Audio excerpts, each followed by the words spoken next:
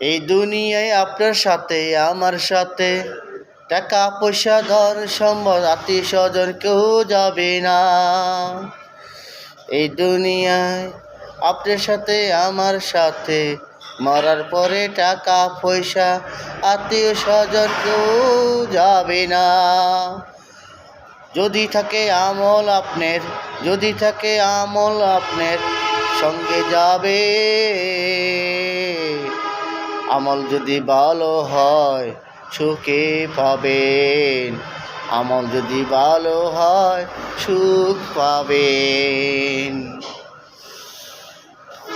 এটাই বাস্তব। আমল করেন, শান্তি নেন। শান্তি পাইতে হলে আমল করতে হবে, সুখ পাইতে হলে আমল করতে হবে।